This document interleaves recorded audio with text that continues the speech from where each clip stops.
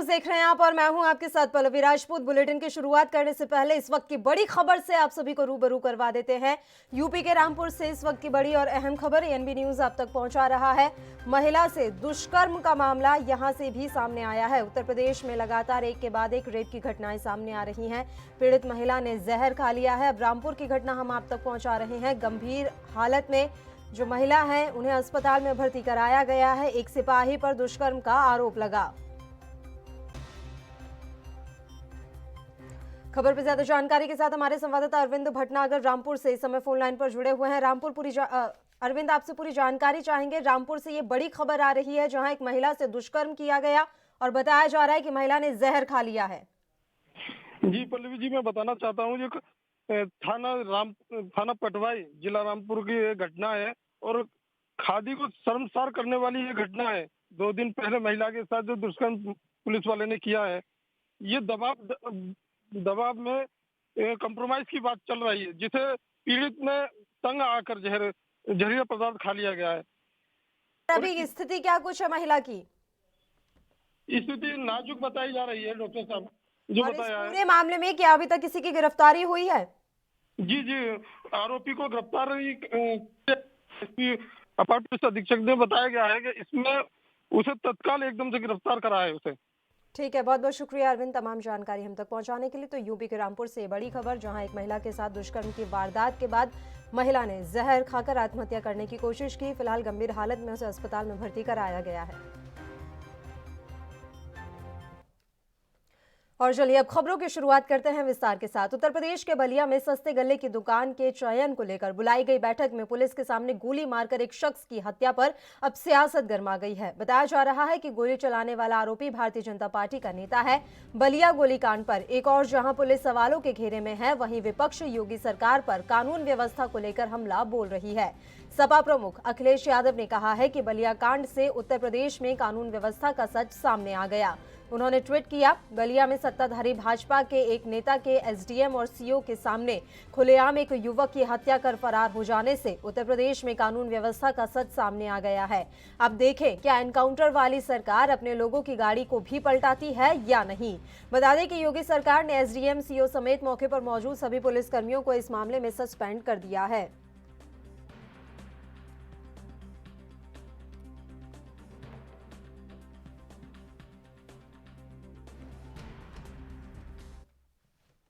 और खबर पर तमाम जानकारी के साथ हमारे संवाददाता पुनीत मोहन इस समय फोन लाइन पर जुड़े हुए हैं। पुनीत, मैं आपसे पूरी जानकारी चाहूंगी।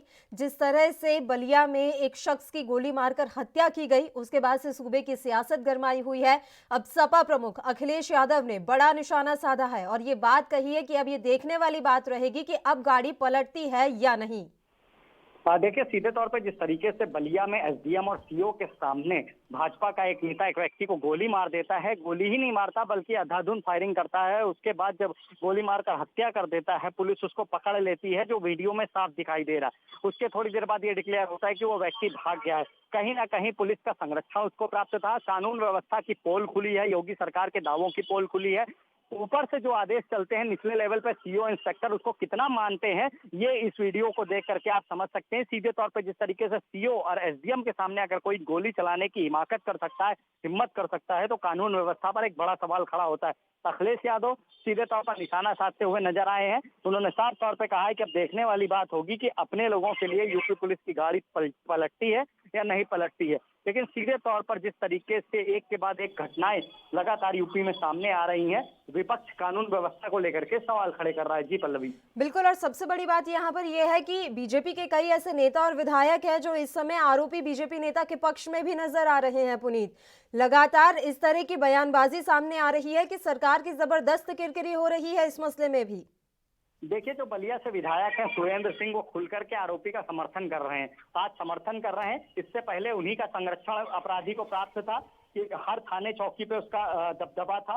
पुलिस अधिकारियों को निर्देश देते नजर आता था। कहीं ना कहीं विधायक के दम पर वो अपनी एक अलग सरकार चला रहा था बलिया में, और जैसा पुलिसकर्मियों का उसको संरक्षण प्राप्त था, कल उसने वो हिम्मत कर दिखाई कि बड़े से बड़ा अपराधी ऐसा करने से पहले 100 बार सोचेगा। पुलिस फोर्स के सामने, सीओ के सामने, एसडीएम के सामने, जहां हजारों लोगों, सैकड़ों लोगों की भीड़ जमा थी, वो बीच भीड़ में फायरिंग करता है और एक व्यक्ति उस फायरिंग में मारा जाता है। लेकिन अभी 24 घंटे से ज्यादा हो रहे हैं, अभी तक उसको गिरफ्तार नहीं किया गया है। बलिया पुलिस केवल हाई वोल्टेज ड्रामा कर रही है। 12 से ज्यादा टीमें लगी हैं आरोपी की तलाश में, लेकिन अभी तक उसे गिरफ्तार नहीं किया जा सका है। जी बिल्कुल। और इस पूरे मसले पर क्या इस समय कहा जा रहा है, पुलिस के द्वारा क्या लीपापोती की जा रही है? क्या इतना बड़ा वो अपराधी हो गया है कि उसे पकड़ने के लिए लंबी चौड़ी टीम लगी हुई है और बावजूद इसके वो पुलिस की गिरफ्त में नहीं आ रहा?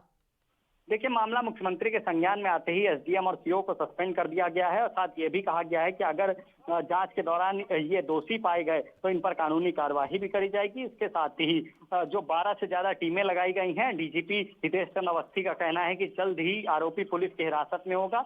आरोपी के भाई को गिरफ्तार किया गया है और लगभग 7 लोग हैं जो इसमें, जिनको अभी तक हिरासत में लिया गया है और आरोपी की तलाश जारी है। जी बिल्कुल पुनीत, देखिए चुनाव भी नजदीक है और चुनाव नजदीक आने से पहले एक के बाद एक इस तरह की घटनाएं सामने आना, चाहे वो दुष्कर्म हो, लूटपाट हो या हत्याकांड जैसे मामले हो, सरकार की किरकिरी तो हो ही रही है, लेकिन चुनावों में कितना बड़ा नुकसान झेलना पड़ सकता है भारतीय जनता पार्टी को?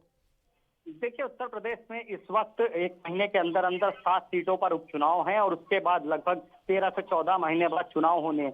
कानून व्यवस्था का हवाला देकर के योगी सरकार पूर्ण बहुमत से उत्तर प्रदेश में सरकार बनाने में सफल हुई थी। ये वही कानून व्यवस्था है जिसको लेकर के बीजेपी सरकार, जो आज वर्तमान में सरकार बनाए हैं, यही बीजेपी के लोग हो हल्ला करते थे। लेकिन अब जिस तरीके से कानून व्यवस्था की कलाई खुल रही है, जिस तरीके से रेप की घटनाओं में इजाफा हुआ है, अपराधियों के हौसले बुलंद हुए हैं, लाख प्रयास के बाद भी, लाख एनकाउंटर के बाद भी अपराधी हैं कि वो मान नहीं रहे हैं। कहीं ना कहीं इसका खामियाजा आने वाले चुनाव में योगी सरकार को देखने को मिलेगा, क्योंकि जो दावे थे और जो वादे थे वो धरातल पर असलियत में काम होता हुआ नजर नहीं आ रहा है। जनता सवाल कर रही है कि अगर सारे अपराधी उत्तर प्रदेश छोड़ करके भाग गए हैं तो फिर ये कौन है जो बीच बाजार गोली चला देते हैं। जी बिल्कुल। और भारतीय जनता पार्टी जो हमेशा से तर्क देती हुई आई है कि पूर्ववर्ती जो सरकारें रहीं, चाहे वो सपा की हो या बसपा की हो, उन सरकारों में केस सामने ही नहीं आने दिए जाते थे। रजिस्टर्ड होना तो बहुत दूर की बात है, उन्हें मीडिया तक में नहीं आने दिया जाता था। और यही वजह है कि उन सरकारों में जो कानून के नाम पर जिस तरह की धज्जियां हालांकि तब भी उड़ती रही हैं, लेकिन केस सामने नहीं आते थे। और इस सरकार में केस सामने भी आ रहे हैं, एफआईआर भी दर्ज हो रही है, उन पे कार्रवाई भी हो रही है, इसलिए ऐसा लग रहा है कि कानून व्यवस्था खराब है। देखिए, सीधे तौर पर बीजेपी की कानून व्यवस्था आंकड़ों में तो बहुत बेहतर है, लेकिन धरातल पर खराब है। अगर योगी सरकार ये दावा करती है कि एफआईआर दर्ज हो रही है, तो योगी सरकार को यह भी एक्सेप्ट करना चाहिए कि अपराध का ग्राफ भी बढ़ा है, अपराधियों के हौसले भी बुलंद है। बलिया का कांड आपकी आंख के आगे है, विकास दुबे योगी सरकार में एनकाउंटर हुआ है। कहीं ना कहीं एक बड़ा सवाल खड़ा होता है कि सीधे तौर पर अगर पूर्ववर्ती सरकारों पर वर्तमान सरकारें आरोप लगाती रहेंगी तो आखिर कानून व्यवस्था कौन संभालेगा, कौन इसकी जिम्मेदारी लेगा? जो वादे कर करके आप चुनाव जीतते हैं, उसके बाद जब चुनाव जीत जाते हैं तो पिछली सरकारों पर आरोप लगाते हैं। सीधे तौर पर जनता समझदार है और कहीं ना कहीं अगर कानून व्यवस्था ऐसी ही चलती रही तो बीजेपी को एक बड़ा नुकसान चुनाव में हो सकता है। जी देखिए पुनीत, यहाँ सवाल ये भी खड़ा हो रहा है कि जिनके हाथ में पूरे सत्ता की कमान है, मुख्यमंत्री योगी आदित्यनाथ, क्या वो सत्ता चलाना ही नहीं समझ पा रहे हैं कि किस तरह से सरकारें चलाई जाती हैं? क्या उन्हें ये मंदिर मठ नजर आ रहा है और उसी हिसाब से वो पूरे राज्य को चलाना चाह रहे हैं? हालांकि उसका नतीजा हम देख पा रहे हैं कि किस तरह की स्थिति इस समय राज्य में बनी हुई है। देखिए पल्लवी, एक बात समझने वाली होगी, योगी सरकार ने जिस तरह की नीतियों में बदलाव किया था, सबसे पहले देखिए केंद्रीयकरण किया गया। जैसे कि केंद्र की सरकार में फॉर्मूला अपनाया गया है, वैसे योगी सरकार ने अपनाया। अधिकारियों को ज्यादा पावर दिया गया, अधिकारी राज चल रहा है। जितने भी उत्तर प्रदेश के कैबिनेट मंत्री हैं वो किसी ना किसी जिले के प्रभारी हैं, लेकिन इसके साथ साथ जो प्रमुख सचिव हैं कई विभागों के, वो भी किसी ना किसी जिले के प्रभारी हैं। और एक आईएएस होने का वो सीधे तौर पर फायदा उठाते हैं। तो उनकी चाबी, डीएम और एसपी की चाबी यहाँ बैठे प्रमुख सचिव जो उस जिले का प्रभारी है उसके हाथ में है। जो कैबिनेट मंत्री है, जो किसी जिले का प्रभारी है, वहां जाता है, क्राइम मीटिंग लेता है, डीएम एसपी को निर्देशित करता है, लेकिन चाह करके भी कुछ नहीं कर पाता, क्योंकि जो प्रभारी सचिव यहाँ पर बनाए गए हैं उनके हाथ में चाबी है और वो अपने हिसाब से सरकार चला रहे हैं। सीधे तौर पर अब योगी सरकार को यह समझना होगा कि अगर जनता का विश्वास जीतना है तो अब अधिकारियों के अगेंस्ट भी सीधे तौर पर एक अपने जो कार्यकर्ता हैं उनसे जांच करानी चाहिए, उनकी भी बातें सुननी चाहिए। कई शिकायत पत्र आए हैं, बीजेपी के विधायकों ने आरोप लगाया, बीजेपी के कई अलीगढ़ के विधायक का मारपीट का मामला देख लीजिए, कई ऐसे मामले सामने आए। सांसद ने आरोप लगाया कि बाहर तो छोड़िए, थाने तक में उनकी सुनवाई नहीं होती। ऐसे में जरूरत है कि विधायक सांसद जो शिकायत कर रहे हैं उसे गंभीरता से लिया जाए और एक कड़ाई से जो अनुशासन है उसका अनुपालन कराया जाए, पालन कराया जाए। इसलिए जरूरी है क्योंकि मैसेज बहुत होते हैं। कल से एक नई प्रणाली शुरू हो जाएगी कि शोहदों को तलाशा जाएगा और सीधे तौर पर तख्ती तक उनके गले में डाली जाएगी, लेकिन कहीं इस मैसेज का गलत असर ना पड़ जाए, कहीं निर्दोष इस पे ना फंस जाए, इस पर भी नजर रखनी होगी। और इसलिए कहीं ना कहीं कार्यकर्ताओं की जो बात है उसको भी सम्मान देना होगा। जी बहुत बहुत शुक्रिया पुनीत, तमाम जानकारी हम तक पहुंचाने के लिए। चलिए बढ़ते हैं अगली खबर की ओर। उत्तर प्रदेश के बलिया जिले में गुरुवार की दोपहर एक अधेड़ की हत्या का मामला राजनीतिक रंग लेता जा रहा है। इस मामले में मुख्य आरोपी बीजेपी कार्यकर्ता धीरेन्द्र सिंह को लेकर बीजेपी विधायक सुरेंद्र सिंह ने एक बयान जारी किया है। सुरेंद्र सिंह इस वीडियो में आरोपी का बचाव करते नजर आ रहे हैं। उन्होंने कहा कि धीरेन्द्र सिंह अगर आत्मरक्षा में गोली नहीं चलाता तो उसके परिवार के दर्जनों लोग मारे जाते। उन्होंने ये भी कहा कि दूसरे पक्ष के कई लोग बुरी तरह से घायल हैं तो उनकी बात भी सुनी जानी चाहिए। बीजेपी विधायक ने इस वीडियो में कहा जो घटना हुई है वह निंदनीय है, लेकिन पुलिस एक तरफा कार्रवाई कर रही है। दूसरी तरफ के लोगों की 6 महिलाएं घायल हुई हैं और एक शख्स गंभीर रूप से घायल होकर बनारस रेफर किया गया है, जिसके पक्ष को नहीं सुना जा रहा, उनकी पीड़ा को कोई नहीं देख रहा। विधायक ने आगे कहा अगर धीरेन्द्र सिंह ने आत्मरक्षा में गोली नहीं चलाई होती तो उसके परिवार के दर्जनों लोग मारे जाते, तब पुलिस प्रशासन इसे कैसे देखता मैं नहीं कह सकता।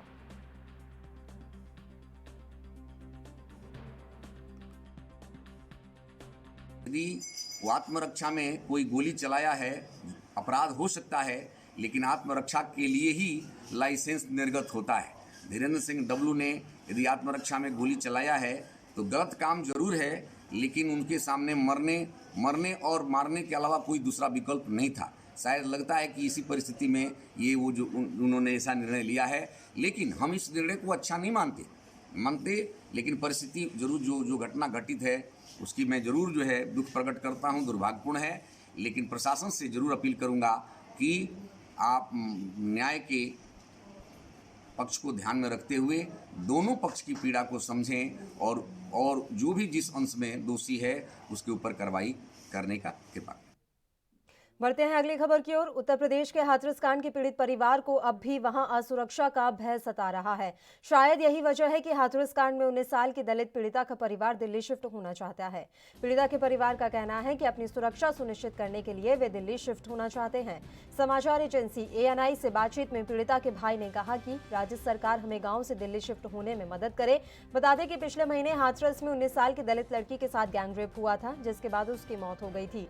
समाचार एजेंसी ANI के मुताबिक वे ये भी चाहते हैं कि पीड़िता से गैंगरेप और हत्या की जांच दिल्ली में ही हो। भाई ने कहा कि परिवार चाहता है कि मामला दिल्ली हस्तांतरित कर दिया जाए। हम भी वहां शिफ्ट होना चाहते हैं। सरकार को इस संबंध में हमारी मदद करनी चाहिए। हम उन पर निर्भर हैं। हम चाहते हैं कि हम जहां रहें सुरक्षित रहें।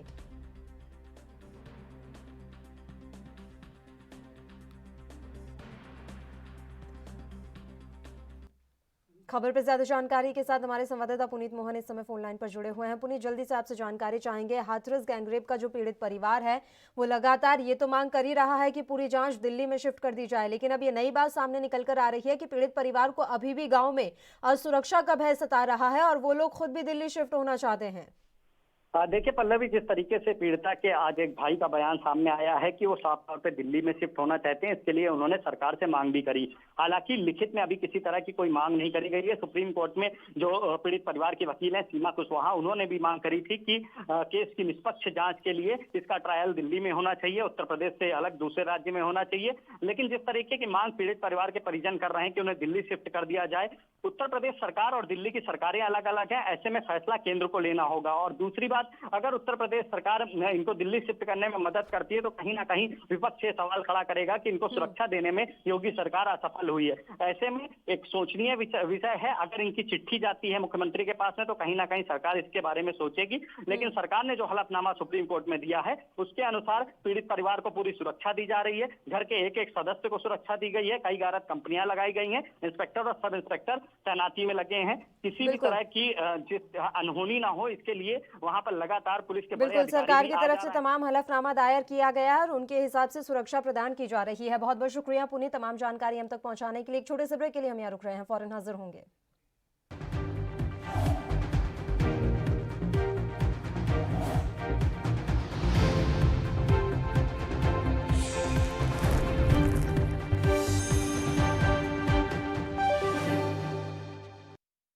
क्या आप दुबले पतले कमजोर हैं, आपकी सेहत नहीं बनती? भूख कम लगती है, वजन नहीं बढ़ता? दरअसल मेन बात खाना पीना खाना नहीं है, मेन बात है खाया पिया लगना। और अगर खाया पिया लगेगा ही नहीं तो सेहत बनेगी कैसे? इसलिए हमारी संस्था सन्यासी आयुर्वेदा ने एक ऐसी दवा बनाई है जो कि आपके पाचन तंत्र को, आपके लीवर सिस्टम को ठीक करने का काम करती है, ताकि आप जो भी खाएं उसका पूरे का पूरा निचोड़ आपके शरीर को लगे, आपकी भूख बढ़े, खाया पिया सही से लगे, नया खून बने, हड्डियों में जान आए, वजन बढ़े, ताकत बढ़े, चेहरे पर नूर आए और आप मोटे तगड़े खूबसूरत पर्सनैलिटी के मालिक बन जाएं। यह दवा पूरी तरह से आयुर्वेदिक होती है। इसका शरीर पर कोई भी साइड इफेक्ट, कोई भी नुकसान या दुष्प्रभाव नहीं होता।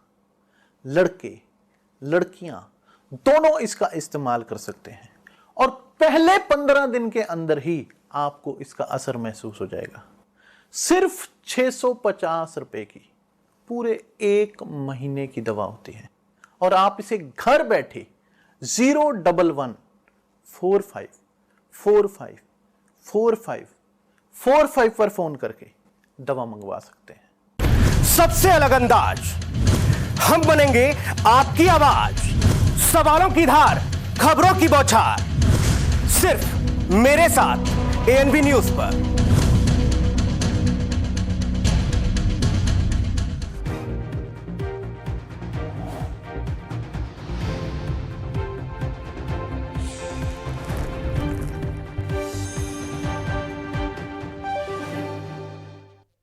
ब्रेक के बाद एक बार फिर से आप सभी का स्वागत है। बढ़ते हैं अगली खबर की ओर। मुंबई की कांदिवली में ऊंची बिल्डिंग के बाहर छज्जे पर खतरनाक स्टंट करना युवाओं को भारी पड़ गया। कांदिवली पुलिस ने स्टंट करने वाले युवक को गिरफ्तार कर लिया है। रोंगटे खड़े कर देने वाला यह वीडियो वायरल हो रहा है, जिसमें स्टंटबाज कोई और नहीं बल्कि TV serial dance India dance सहित डांस महाराष्ट्र और भागी फिल्म में स्टंट करने वाला शख्स है। इसका नाम नार्मन डिसूजा है, जिसे साथियों के साथ पुलिस ने गिरफ्तार किया है। आपको बता दें कि स्टंटबाज 23वें फ्लोर की बिल्डिंग के छज्जे पर आकर अपनी जान को जोखिम में डालकर स्टंट कर रहा है। अगर थोड़ा भी बैलेंस खराब होता तो शायद इसकी जान भी जा सकती थी। एएनबी न्यूज भी आपसे यही अपील करता है कि इस तरह अपनी जान को जोखिम में डालने का प्रयास भी ना करें, क्योंकि इस तरह के स्टंट करना गैर कानूनी है और जानलेवा भी हो सकता है। ये चारकोप कांदिवली में रहने वाले सामान्य कुटुंब से आने वाले लड़के लोग हैं और ये जो डांस और स्टंट की प्रैक्टिस बहुत दिनों से करते हैं, बहुत सारे इवेंट्स में भी सहभागी होते हैं वो। तो हम लोगों से एक अपील करना चाहते हैं कि इनके जैसा कोई स्टंट करने की कोशिश ना करे। ये जानलेवा है, खुद की जान को भी खतरा है और दूसरे की जान को भी खतरा है। अगर आप ऐसी का स्टंट करोगे तो आपके ऊपर कानूनी कार्रवाई की जाएगी। मुंबई कांदिवली पुलिस ने नमन डिसूजा नाम शख्स को गिरफ्तार किया है, जो फिल्मी स्टाइल में जो है स्टंट को अंजाम देता था। जिस तरह से एक वीडियो वायरल हो रहा था, वो वीडियो जो है मुंबई के कांदिवली पश्चिम की थी, जिसमें लगातार एक शख्स अपनी जान को जोखिम में डालकर स्टंट करते हुए दिखाई दे रहा था। जिस तरह से मुंबई पुलिस ने अरेस्ट किया है, उसमें जानकारी मिली है कि पकड़ा गया शख्स जो है डांस इंडिया डांस के अलावा जो है डांस महाराष्ट्र सहित बागी फिल्मों में स्टंट का रोल कर चुका है। ऐसे में मुंबई पुलिस जो है धारा 336 और 34 के तहत गिरफ्तार किया है। वहीं पूरे मामले की तफ्तीश में जुटी है। कैमरा पर्सन प्रकाश सोनी, एनबी न्यूज। खबर पर तमाम जानकारी के साथ मुंबई से हमारे संवाददाता सत्य प्रकाश सोनी इस समय फोन लाइन पर जुड़े हुए हैं। सत्य प्रकाश, तमाम जानकारी हम आपसे चाहेंगे। स्टंट करने वाला एक स्टंटबाज गिरफ्तार किया गया है और उसके अन्य साथियों को भी हिरासत में लिया गया है।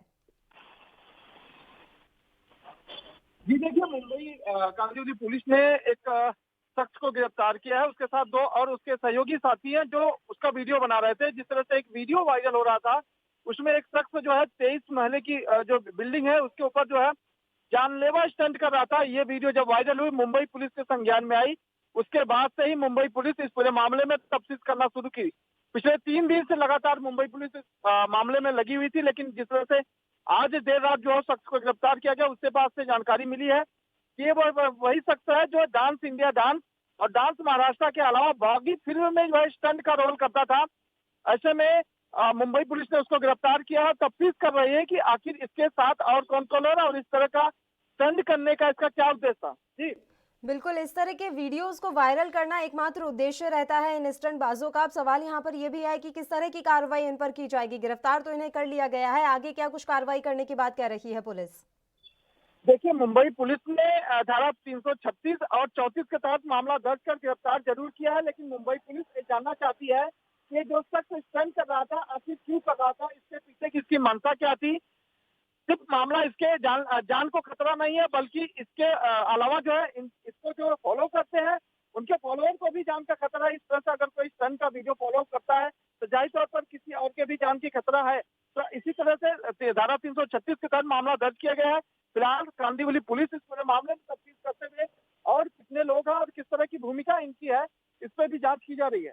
बिल्कुल सत्यप्रकाश, देखिए इस तरह के मामलों में अक्सर ही देखने में आता है कि लोगों को जानकारी नहीं है कि इस तरह के स्टंट करना जो कि खतरनाक होते हैं वो इलीगल है। हम कई ऐसे वीडियो वायरल होते हुए देखते हैं जहां कई बार मुंबई लोकल ट्रेन में किसी तरह का स्टंट किया जाता है, सड़कों पर लड़के काफी स्टंट करते हुए नजर आते हैं। जागरूकता की कमी काफी ज्यादा है कि इस तरह के खतरनाक स्टंट करना गैर कानूनी है। क्या ये बात सही है कि लोगों को इसके बारे में अभी जानकारी ही नहीं है? जाहिर तौर पर देखिए, जिस तरह से मुंबई पुलिस वीडियो आते ही तुरंत संज्ञान में ले लिया, तो जाहिर तौर पर ये देखा जाता है कि इस तरह के वीडियो के जो लोग फॉलोअर्स होते हैं वो उनको अनुसरण करते हैं और इस तरह के स्टंटबाजी करते हैं। हालांकि मुंबई जैसे शहर में आए दिन इस तरह की स्टंट वाली वीडियो जो है वायरल होती है, कभी ट्रेन में देखा जाता है तो कभी बिल्डिंगों में देखा जाता है। जिस तरह से ये शख्स जो है स्टंट कर रहा था वो कहीं ना कहीं चौंकाने वाला था, लेकिन मुंबई पुलिस इस पे कार्रवाई करते हुए आगे की तफ्तीश के बारे में बता रही है कि आने वाले समय में इसके ऊपर भी जो है कड़ी लगाम लगाई जा सकती है। और इसके साथ जो इसके अन्य साथियों को गिरफ्तार किया गया है उनके बारे में क्या कुछ जानकारी है सत्यप्रकाश? देखिए, नैमन डिसूजा जो बंदा है वो बॉलीवुड इंडस्ट्री में कई फिल्मों में काम कर चुका है। वहीं दूसरे तरफ उसके साथ रहने वाले शख्स जो है सद्दाम है और दूसरा अंश ईश्वरेश्वर रहता है। तो ये तमाम लोग जो है अक्सर इसका वीडियो बनाते हैं और सोशल मीडिया पे यूट्यूब और जो है सोशल मीडिया के जो प्लेटफॉर्म है तमाम उस पर सोशल जो है वायरल करते हैं और अपने आप को जो है चमकाने की कोशिश करते हैं। तो जाहिर तौर पर ऐसे तमाम कई लोग और हैं जो इस तरह की स्टंटबाजी करते हैं, उनको पुलिस जो है लगातार निगरानी में रखी हुई है। क्या और ये जो वीडियो इन्होंने बनाया है उसे इन्होंने सोशल मीडिया पर भी अपलोड किया, उस वीडियो को हटा दिया गया है? और ये कितना जरूरी है सत्यप्रकाश कि इससे और भी कोई कदम उठाए जाने चाहिए, लोगों को जागरूक करने के लिए इस दिशा में भी कदम उठाए जाने चाहिए कि इस तरह के स्टंट ना किए जाएं। जब भी इस तरह का कोई मामला सामने आता है उस समय पुलिस के द्वारा ये अपील जरूर कर दी जाती है कि आप इस तरह के स्टंट ना करें, ये जानलेवा हो सकते हैं। उसके बाद इस तरह के मामलों को कहीं ना कहीं ढक दिया जाता है या यूं कहें कि ये मामले उठकर ही नहीं आते। तो ये काफी जरूरी है कि युवाओं को ये समझाया जाए कि इस तरह से वीडियो बनाना और इस मंशा के साथ कि ये वायरल हो जाएगा तो हम फेमस हो जाएंगे, ये काफी गलत है। देखिए पल्लवी, इसी के तहत जो है मुंबई पुलिस कार्रवाई की है कि ताकि इस तरह के जानलेवा और इस तरह के खतरनाक वीडियो बनाना न सिर्फ उसके जीवन को खतरा है बल्कि आने वाले जो दर्शक है या उनका फॉलोवर है उनके लिए भी ये खतरा है। और इसी के एहतियातन इस तरह की कार्रवाई की जाती है जिसमें 3 लोगों को गिरफ्तार किया गया है और आगे भी मुंबई पुलिस ऐसे वीडियो करने वाले शख्स के ऊपर नजर रखेगी। बिल्कुल, और जो ये तमाम गिरफ्तार हुए हैं इनका क्या कुछ कहना है? क्या इनसे किसी तरह की बातचीत हुई है? इस पूरे मसले पर क्या कुछ प्रतिक्रिया? देखिए, मुंबई पुलिस को जिस तरह से इन्होंने जानकारी दी है उन्होंने ये कहा है कि ये जो शख्स है नैमन डिसूजा जो है अक्सर जो इस तरह की स्टंटबाजी करते हुए आता है, कभी बाइक पे करता है, कभी बिल्डिंगों में करता है, कभी दूसरों को छत पे जाके करता है। तो इस तरह की वीडियो बनाने का काम ये दोनों शख्स उसके करते थे जो उनके सहयोगी हैं और वीडियो होने के बाद जो है ट्विटर और इंस्टाग्राम जैसे प्लेटफॉर्म पर जो सोशल मीडिया पर वायरल करते थे। इसको लेकर मुंबई पुलिस ने कार्रवाई, तो फिलहाल जो इनकी सहभागिता है वीडियो बनाकर वायरल करने की बताई जा रही है। ठीक है, और इनके अभिभावकों को सूचित कर दिया गया है इस पूरे मसले में? जाहिर तौर पर इनको परिवार को बता दिया गया कि इस तरह के मामले में इनको गिरफ्तार किया गया है। फिलहाल परिवार इस पूरे मामले में संज्ञान ले रहा है और मुंबई पुलिस से तत्काल मिलने की बात कही जा रही है। ठीक है, बहुत बहुत शुक्रिया सत्यप्रकाश तमाम जानकारी हम तक पहुंचाने के लिए। तो खतरनाक स्टंट करना भारी पड़ गया और जैसा कि आप तस्वीरों में भी देख सकते हैं 23वें फ्लोर के छज्जे पर ये युवक इतना खतरनाक स्टंट कर रहा है, अगर जरा सा भी बैलेंस बिगड़ता तो इस युवक की जान भी जा सकती थी। हालांकि अब इस युवक को गिरफ्तार कर लिया गया है और इसके जो साथी थे जो वहां मौजूद थे और वीडियो बना रहे थे उन्हें भी पुलिस ने अपनी गिरफ्त में ले लिया है। पूछताछ ये की जा रही है कि किस मंशा से ये वीडियो बनाया गया। चूंकि इस तरह के स्टंट इलीगल है, गैर कानूनी है, नहीं बनाए जा सकते, इसलिए अभी अभी इन्हें हिरासत में लिया गया है और ये जानकारी मिल रही है कि जो ये वीडियो था जो उन्होंने सोशल मीडिया पर डाला था उसे भी फिलहाल डिलीट करवा दिया गया है।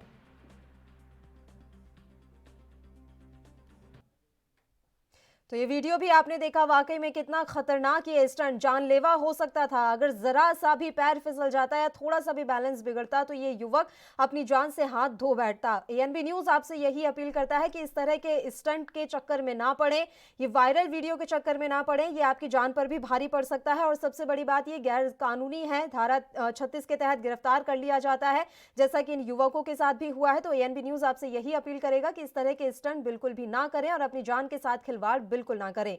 एक छोटे से ब्रेक के लिए हम यहाँ रुक रहे हैं, फौरन हाजिर होंगे।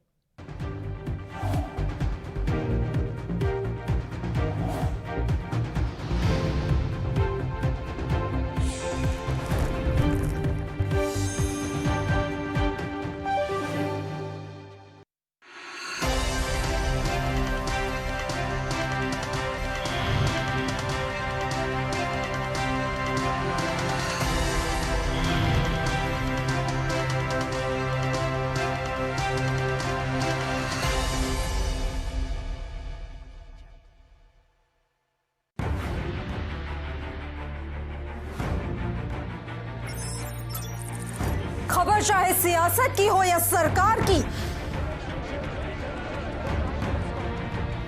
खबर चाहे भ्रष्टाचार की हो या गुनहगार की, दिन भर में क्या रहा देश जगत का हाल, किस मुद्दे ने बनाई किसकी सरकार, रखते हैं हम सब पर नजर, पहुंचाते हैं हम हर खबर। हम हैं ANB न्यूज। क्या आप दुबले पतले कमजोर हैं, आपकी सेहत नहीं बनती, भूख कम लगती है, वजन नहीं बढ़ता? दरअसल मेन बात खाना पीना खाना नहीं है, मेन बात है खाया पिया लगना। और अगर खाया पिया लगेगा ही नहीं तो सेहत बनेगी कैसे? इसलिए हमारी संस्था सन्यासी आयुर्वेदा ने एक ऐसी दवा बनाई है जो कि आपके पाचन तंत्र को, आपके लीवर सिस्टम को ठीक करने का काम करती है, ताकि आप जो भी खाएं उसका पूरे का पूरा निचोड़ आपके शरीर को लगे, आपकी भूख बढ़े, खाया पिया सही से लगे, नया खून बने, हड्डियों में जान आए, वजन बढ़े, ताकत बढ़े, चेहरे पर नूर आए और आप मोटे तगड़े खूबसूरत पर्सनैलिटी के मालिक बन जाएं। यह दवा पूरी तरह से आयुर्वेदिक होती है। इसका शरीर पर कोई भी साइड इफेक्ट, कोई भी नुकसान या दुष्प्रभाव नहीं होता। लड़के लड़कियां दोनों इसका इस्तेमाल कर सकते हैं और पहले 15 दिन के अंदर ही आपको इसका असर महसूस हो जाएगा। सिर्फ 650 रुपए की पूरे 1 महीने की दवा होती है और आप इसे घर बैठे 01145454545 पर फोन करके दवा मंगवा सकते हैं। सबसे अलग अंदाज, हम बनेंगे आपकी आवाज, सवालों की धार, खबरों की बौछार, सिर्फ मेरे साथ ANB न्यूज पर।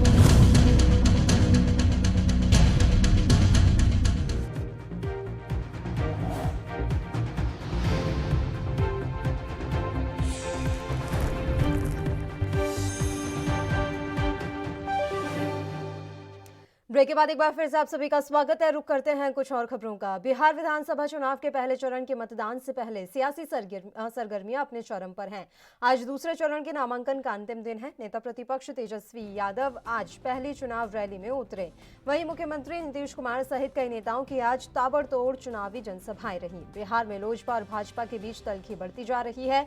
सुशील कुमार मोदी के बाद अब केंद्रीय मंत्री प्रकाश जावड़ेकर लोजपा को वोट कटवा कह रहे हैं।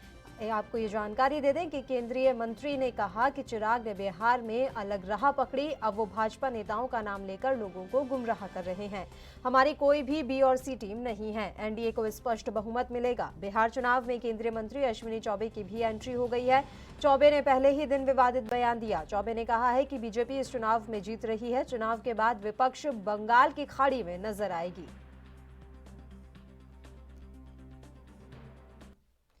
वहीं बिहार विधानसभा चुनाव के लिए कांग्रेस ने अपने प्रत्याशियों की लिस्ट जारी कर दी है। इस बार कांग्रेस ने जाले विधानसभा सीट से मशकूर अहमद उस्मानी को टिकट दिया है, जिसका पार्टी के अंदर के नेताओं से लेकर भारतीय जनता पार्टी तक विरोध कर रही है। जेडीयू का कहना है कि मशकूर अहमद उस्मानी को टिकट दिए जाने पर कांग्रेस को सफाई देने की जरूरत है। गौरतलब है कि मशकूर अहमद उस्मानी पर अलीगढ़ मुस्लिम यूनिवर्सिटी का छात्र संघ अध्यक्ष रहते हुए पाकिस्तान के फाउंडर मोहम्मद अली जिन्ना की तस्वीर कमरे के अंदर लगाने का आरोप लगा था। जिन्ना का महिमा मंडन करने पर काफी हंगामा मचा था। अब कांग्रेस ने जाले विधानसभा सीट से मशकूर अहमद उस्मानी को टिकट दिया है। केंद्रीय मंत्री गिरिराज सिंह ने कहा कि कांग्रेस ऐसे उम्मीदवार को कैसे चुन सकती है जिन्होंने अपने कार्यालय में जिन्ना का पोस्टर लगाया था। क्या शर्जिल इमाम यहां चुनाव प्रचार के लिए आएंगे? वहीं कांग्रेस नेता एस मिश्र ने कहा कि मैंने कांग्रेस से इस्तीफा दे दिया है, हम ऐसे व्यक्ति को अपने उम्मीदवार के रूप में कैसे स्वीकार कर सकते हैं? हमारे प्रदेश अध्यक्ष मदन मोहन झा को जवाब देना चाहिए।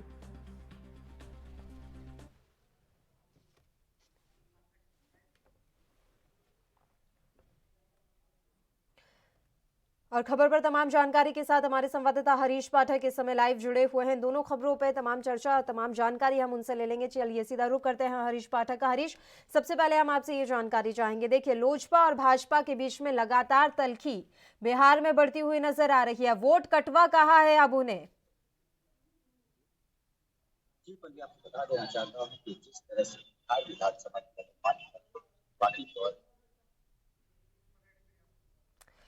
हरीश की आवाज हम तक नहीं पहुंच पा रही है, तो हम आपको ये जानकारी दे रहे हैं कि किस तरह से बीजेपी और लोजपा के बीच में बिहार में तल्खी बढ़ती जा रही है। लोजपा जहां लगातार बीजेपी को अपने साथ लेकर चलने की बात कह रहा है, बी और सी टीमों जैसी बात की जा रही है, वहीं इस बीच बड़ा बयान केंद्रीय मंत्री प्रकाश जावड़ेकर ने दिया है। प्रकाश जावड़ेकर ने वोट कटवा कहा है लोजपा को।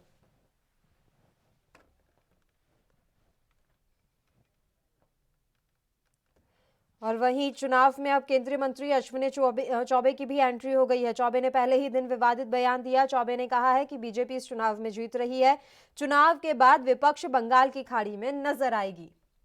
हमारे संवाददाता हरीश पाठक इस समय लाइव जुड़े हुए हैं। हरीश, आपसे हम जानकारी चाह रहे थे, लोजपा को लेकर केंद्रीय मंत्री प्रकाश जावड़ेकर ने बड़ा बयान दिया है। उन्होंने लोजपा को वोट कटवा कहा है और ये अपील की है कि लोजपा को वोट ना दिया जाए।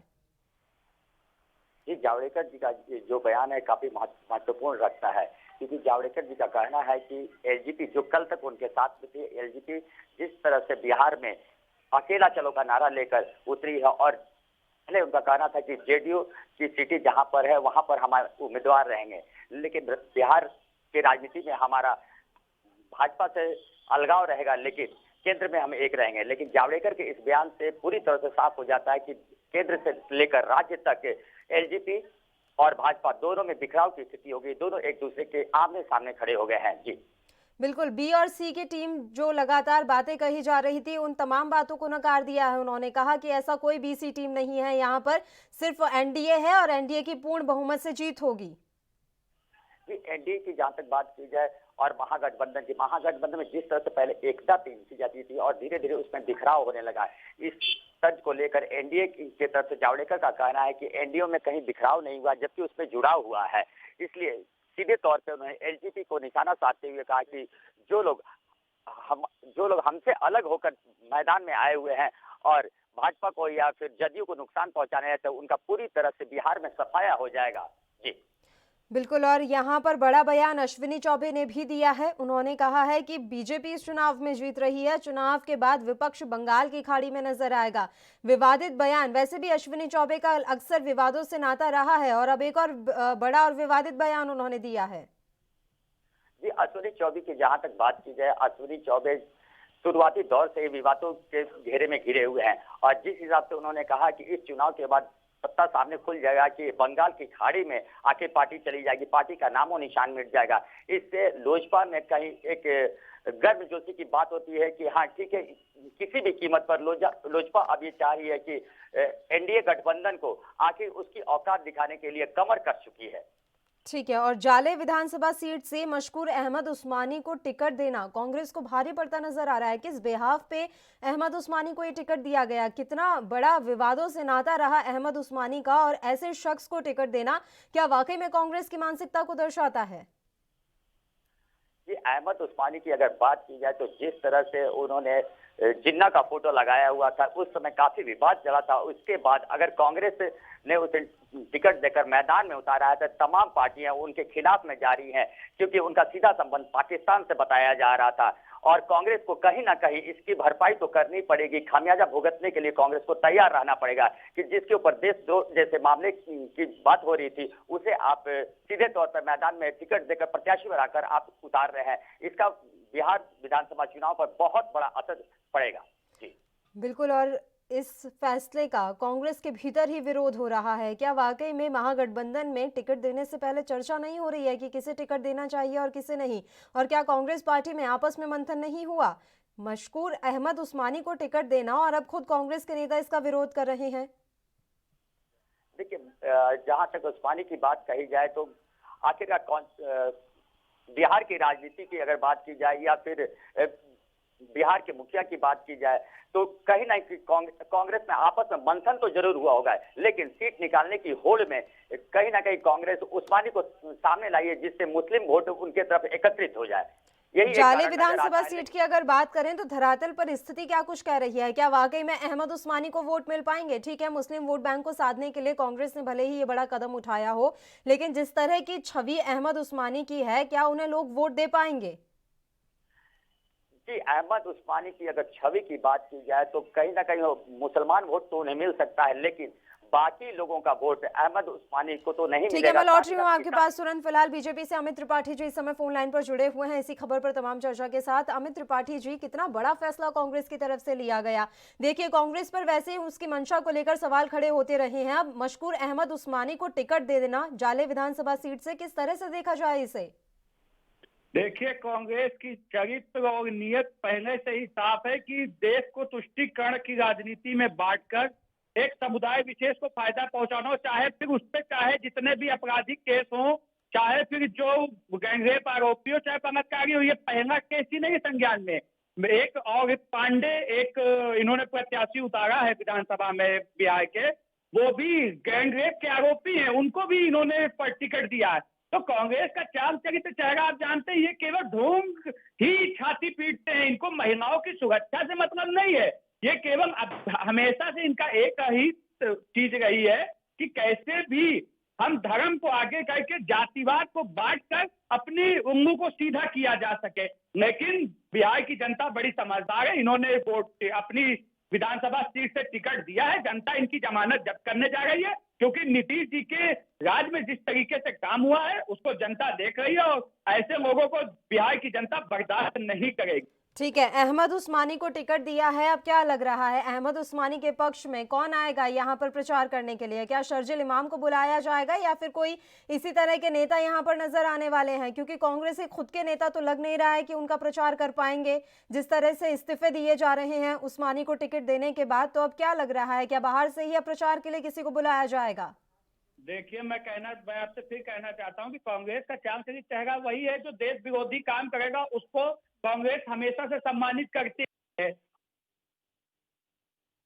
राहुल गांधी तो वही राहुल गांधी हैं जो सेना के ऊपर सेना से सबूत मांगते, सेना के 100 पे सवाल उठाते हैं। तो अगर राहुल गांधी भी आ जाएंगे तो उन्हीं के शुभचिंतक हैं, और देश विरोधी जो काम करेगा कांग्रेस सम्मान करेगी। लेकिन मैं फिर कहना चाहता हूँ, उस्मानी आ जाए, चाहे वो एक पांडे जो इनके यहाँ प्रत्याशी उतारे गए वो भी आरोपी हैं बलात्कार के, उनको भी टिकट दिया गया है। तो ऐसे बहुत से आपराधिक मामलों में जो प्रत्याशी उतरे उनकी जमानत जब्त होने जा रही है। कोई भी तरीके से जनता बिहार की बर्दाश्त नहीं करेगी। और फिर मैं कहना चाहता हूं, कांग्रेस का चेहरा बेनकाब हो चुका है।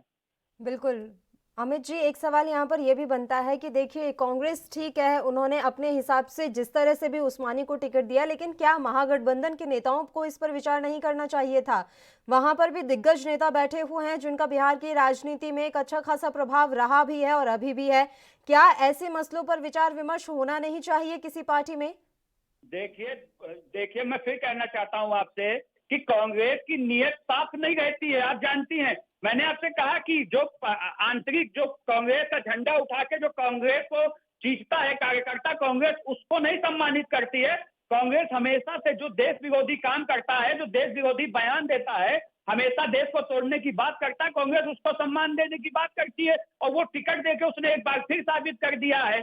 लेकिन जहां तक मैं फिर कहना चाहता हूं कि कांग्रेस का सिर्फ एक ही मंत्र है कि देश को बांटो और राज करो, लेकिन अब समय बदल चुका है। कांग्रेस जो भी कर रही है अमित त्रिपाठी जी, अब यहाँ पर सवाल ये भी खड़ा हो रहा है कि फिर उस्मानी जैसे जो लोग हैं, जो जिन्ना की तस्वीर लगाते हैं अपने कार्यालय में, इनका मनोबल कितना बढ़ जाता है। इन्हें क्या पता देश प्रेम क्या होता है, देशभक्ति क्या होती है। ऐसे लोगों का मनोबल कितना बढ़ जाता है जब इन्हें टिकट दिया जाता है, इनकी राजनीति में एंट्री करवाई जाती है जोर शोर से। देखिए, मैं वही चीज है, जब 370 जिसको कांग्रेस ने हमेशा एक दुल्हन की तरह सजा के रखा और कश्मीर को एक हिस्सा पाकिस्तान को हमेशा उसी के अंडर में रखने का काम किया। जब हमारी सरकार, मोदी सरकार आई और उन्होंने 370 को 35 को हटाया, तो इसी कांग्रेस ने विरोध किया था, क्योंकि इसका काम ही है देश विरोध। जो उनका सम्मान हो वो दूसरे को देखे और उसको टिकट दे दिया जाए। मैं फिर कहना चाहता हूँ, जिन्ना को इस देश में बर्दाश्त कांग्रेस को भुगतना भी पड़ेगा। इस तरह के लोगों को टिकट देना वाकई में ये कहीं से भी तर्कपूर्ण नजर नहीं आ रहा है। शुक्रिया अमित जी, आप हमारे साथ जुड़े, तमाम चर्चा आपने हमारे साथ की। मिथिलेश मिश्रा हमारे संवाददाता इस समय लाइव जुड़े हुए हैं इन्हीं तमाम खबरों पर चर्चा के लिए, तमाम जानकारी के साथ। मिथिलेश, यहाँ पर बड़ा बवाल होता हुआ नजर आ रहा है। जाले विधानसभा सीट से जिस तरह से उस्मानी को टिकट दिया गया है, कांग्रेस के खुद के अंदर ही आम सहमति नहीं बन पा रही है। जी बिल्कुल, ये साफ तौर पे कहा जा सकता है कि जिस तरीके से बिहार की राजनीति चल रही है, अब निश्चित तौर पे दागदार लोगों का भी सीट देने की बातें कही जा रही है। अब आप कह सकते हैं कि एक तरफ लोजपा हो, चाहे आरजेडी हो, चाहे आपका बीजेपी हो, सभी लोगों ने एक साथ कहा था कि किसी भी तरह के तरीके का अब लोग जो दागी शख्सियत होंगे, जो दागी लोग होंगे, उनको हम लोग टिकट नहीं देंगे। लेकिन अब जो देखा जा रहा है, खास करके जावड़ेकर हो चाहे जो भी शख्सियत हो, उनको दिया जा रहा है टिकट, निश्चित तौर पे अपने आप में एक अहम सवाल तो जरूर ला रहा है। जी पल्लवी।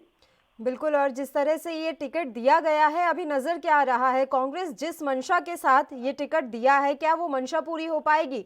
जाले विधानसभा सीट में किस तरह की अभी फिलहाल माहौल नजर आ रहा है? क्या वाकई में पक्ष में माहौल नजर आ रहा है उस्मानी के?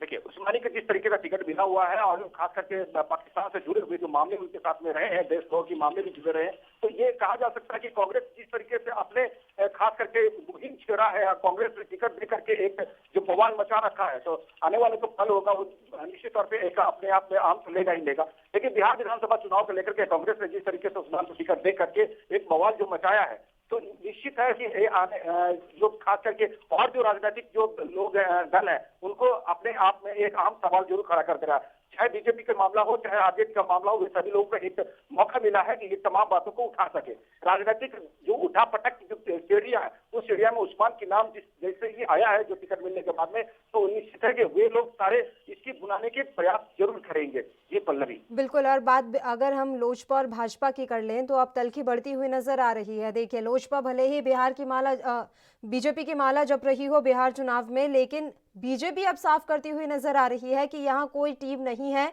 बिहार में चुनाव जो जीतेगा वो एनडीए ही जीतेगा और किसी तरह से लोजपा का हमारे साथ कोई संबंध नहीं। देखिए, बिहार की सियासी शतरंज है और शतरंज में सीधे आप कह सकते हैं कि लोजपा जिस तरीके से खड़ा होकर के बीजेपी के साथ की बातें कह रहा था, अब धीरे धीरे पत्ता उसकी साफ हो गई है। इस तरीके से बीजेपी के बाकी जितने भी उम्मीदवार थे, सारे लोगों को बीजेपी ने निकाला है, तो अपने दामन में सीधे एलजेपी ने अपने आप में रख लिया। और अब सवाल पहले था कि जदयू के साथ में खास करके एलजेपी की बातें कहते हैं, जहां पर जदयू खड़े रहेंगे वहां पर एलजेपी अपने उम्मीदवार को खड़ा करेगा, लेकिन ऐसी बातें नहीं रही है। बीजेपी जहां से खड़ा होगा, जो बाकी खास करके थे उन सभी जगहों पर भी अब एलजेपी अपना खड़ा कर दिया है। लेकिन एक साथ सीधे तौर पर कहे कि जावड़ेकर ने एक बहुत बुरी ही बातें कही है, खास करके तंज कसा है एलजेपी के विषय में, ये सारे के बहुत कटवे हैं। तो उसी साथ में आज उप मुख्यमंत्री सुशील मोदी ने भी ये बात को दोहरा दिया और कहा भी कि ये सारे जितने भी दल है वो सारे वोट काटने के लिए आए हुए हैं, इन लोगों को अपनी खुद की वजूद नहीं है। तो अब ये कहा जा सकता है कि बिहार की सियासी राजनीति में जिस तरीके वजूद की सवाल उठते हैं, उसमें एलजेपी की सफाई की बातें कर रहे हैं। लेकिन अब ये सीधे तौर पर कह सकते हैं कि जो जिस तरीके से एलजेपी अपने दलित और महादलित की बातें करता है, तो निश्चित है कि उनकी बिल्कुल मिथिलेश, तमाम तरह के यहाँ सियासी समीकरण बनते बिगड़ते नजर आ रहे हैं। शुक्रिया, तमाम जानकारी आपने हम तक पहुंचाई है। और इसी के साथ इस बुलेटिन में इतना ही। मुझे दीजिए इजाजत।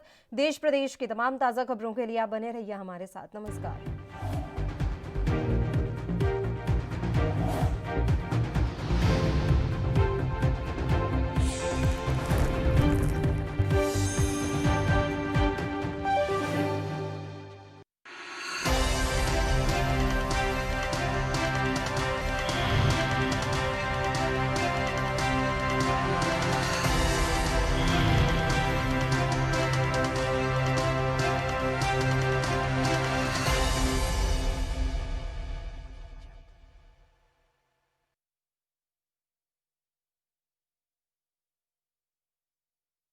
क्या आप दुबले पतले कमजोर हैं, आपकी सेहत नहीं बनती?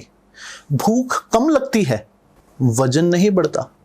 दरअसल मेन बात खाना पीना खाना नहीं है, मेन बात है खाया पिया पूरी तरह से शरीर पर लगना। और अगर खाया पिया पूरी तरह से शरीर पर लगेगा नहीं तो आपकी सेहत बनेगी कैसे? लोग सोचते हैं कि मैं ज्यादा बढ़िया खाऊंगा, काजू खाऊंगा, बादाम खाऊंगा, किशमिश मेवे खाऊंगा या मांस मछली खाऊंगा तो मेरी ज्यादा बढ़िया सेहत बनेगी। क्योंकि सभी ने अपने बड़े बुजुर्गों से एक बात सुन रखी है कि घी दूध खाओ, सेहत तो अपने